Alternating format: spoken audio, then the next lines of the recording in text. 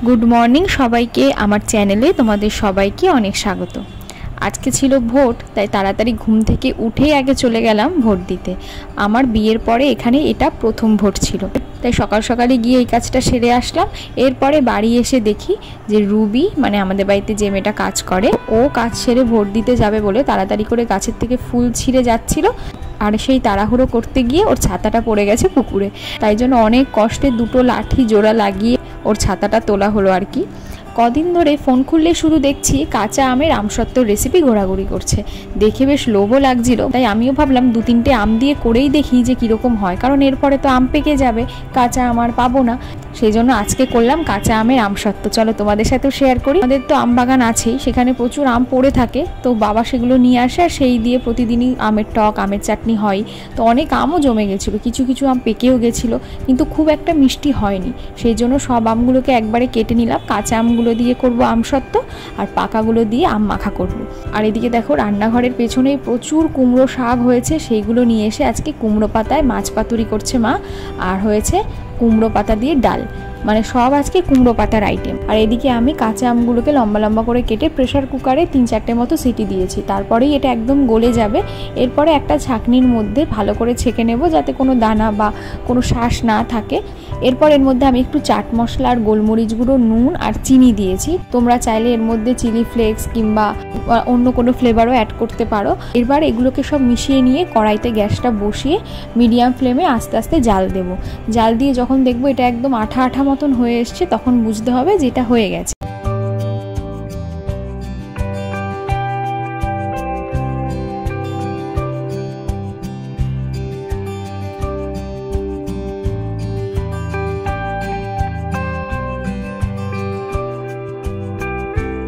এইবার দুটো থালার মধ্যে তেল মাখিয়ে নিয়ে এগুলোকে দিয়ে দেব, দিয়ে চারিপাশটা ছড়িয়ে একটু পাতলা করে রোদে শুকোতে দেব।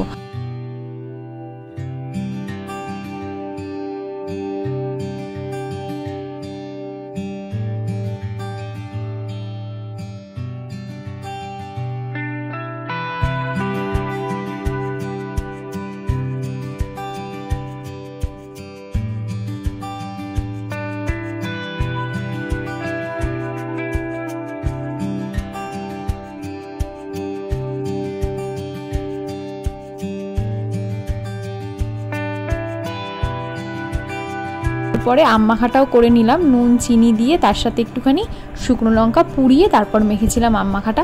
খেতে বেশ ভালো হয়েছিল, আর লেবু পাতাটা ছিল না তাই আর দিতে পারিনি। আর আমার কপালটা দেখো, সকাল সকাল উঠেই আমসত্ত্ব দিয়েছিলাম, ভেবেছিলাম আজকেই হয়ে যাবে, আর দেখো কীরকম আকাশে মেঘ করে এসছে। এরপরে শুরু হলো ঝোড়ো হাওয়া আর তার সাথে মুষলধারে বৃষ্টি।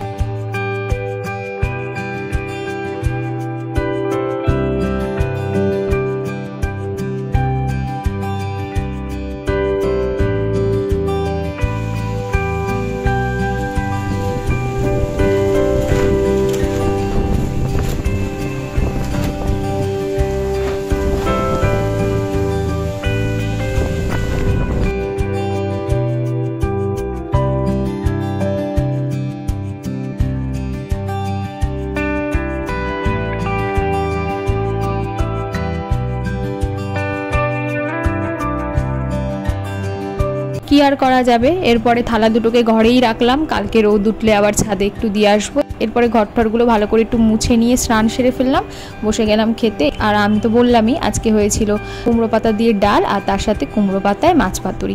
পাতুরিটা খেতে অসাধারণ হয়েছিল। আর এই পাতা দিয়ে করলে কি হয় বলো তো, পাতাটা দিয়েও ভাতটা খাওয়া যায়, যেহেতু কুমড়ো পাতা আর এটা বেশ একটু তেলে ভাজা ভাজা হয়েছে, সেই জন্য এই দিয়েই খাওয়া হয়ে যায়।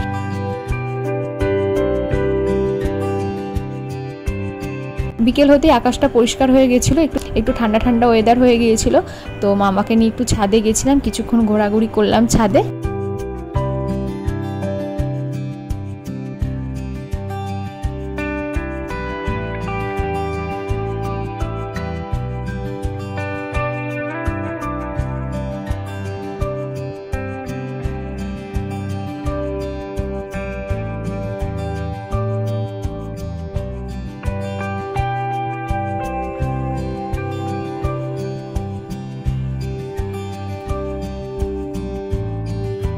আর একটু বৃষ্টি হলে পরেই না সন্ধ্যার দিকে মনে হয় একটু কিছু রান্না করি, সেই জন্য আজকে করেছিলাম একটু চাউমিন। আলু, গাজর, বিনস যা ছিল ঘরে সেই দিয়ে চাউমিনটা করলাম।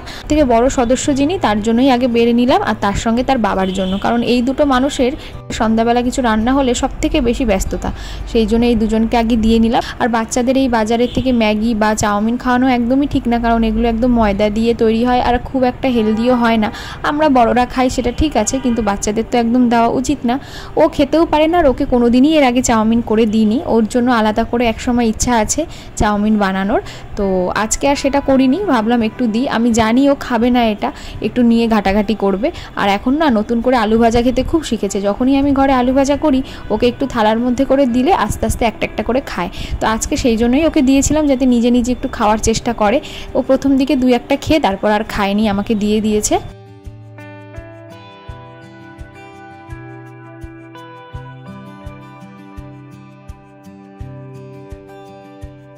দেবে একটু, দেবে আমাকে, দিচ্ছ, দাও।